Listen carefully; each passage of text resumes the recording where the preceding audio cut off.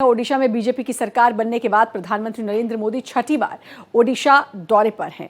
उन्होंने वहां युवा समावेश में भाग लिया। उन्होंने झारसुगुड़ा युवा समावेश में भाग लिया। झारसुगुड़ा पहुंचने पर राज्यपाल और मुख्यमंत्री मोहन चरण मांझी ने उनका स्वागत किया। पीएम मोदी ने यहां 60,000 करोड़ की तमाम परियोजनाओं का शिलान्यास और लोकार्पण किया। देश के संचार तंत्र को मजबूत करने के लिए प्रधानमंत्री ने 97,500 से ज्यादा मोबाइल 4G टावर्स का भी उद्घाटन किया। इन टावर्स का निर्माण लगभग 37,000 करोड़ रुपए की लागत से स्वदेशी तकनीक के साथ किया गया है। इसके जरिए दूरदराज सीमावर्ती नक्सल प्रभावित क्षेत्रों के 26,700 से अधिक गांवों में कनेक्टिविटी पहुंचाई जाएगी। प्रधानमंत्री ने 8 IIT के विस्तार के लिए शिलान्यास किया, जिसमें आने वाले 4 वर्षों में 10,000 नए छात्रों के लिए क्षमता तैयार होगी। साथ ही उन्होंने तकनीकी शिक्षा और कौशल विकास को मजबूत करने के लिए ओडिशा सरकार की कई पहलों की शुरुआत की थी। तो पीएम का ये नवरात्र का त्योहार ओडिशा पहुंचे और वहां पर 4G नेटवर्क की सुविधा भी दी, साथ ही साथ रेल परियोजना और कई सौगातें उन्होंने आज ओडिशा को दी हैं। वहीं पीएम मोदी ने ओडिशा से कांग्रेस पर जमकर हमला बोला। पीएम ने कहा, कांग्रेस सरकार जहां भी रहेगी, हमने देश को कांग्रेस के लूटतंत्र से बाहर निकाला है। सरकार जहां भी रहेगी कांग्रेस की, वहां लूटती रहेगी। साथियों, देश के हर क्षेत्र, हर वर्ग, हर नागरिक तक सुविधाएं पहुंचाने के लिए आज इतना काम हो रहा है। रिकॉर्ड पैसा खर्च किया जा रहा है। वरना पहले क्या स्थिति थी, ये आप अच्छे से जानते हैं। कांग्रेस आपको लूटने का कोई मौका नहीं छोड़ती थी।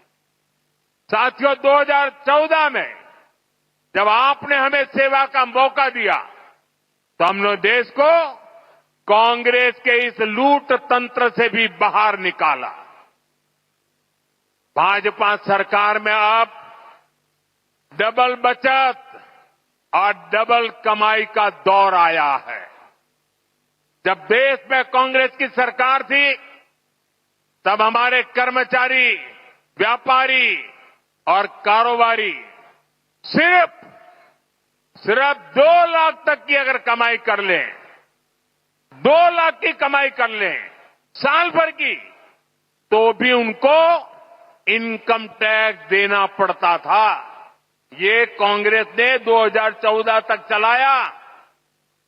लेकिन आज जब आपने मुझे सेवा का मौका दिया, 12 लाख रुपए तक की सालाना कमाई पर 1 रुपया भी टैक्स नहीं देना पड़ता। हिमाचल में कांग्रेस की सरकार है। भांति भांति की हमको गालियां देने की कांग्रेस को आदत पड़ गई है।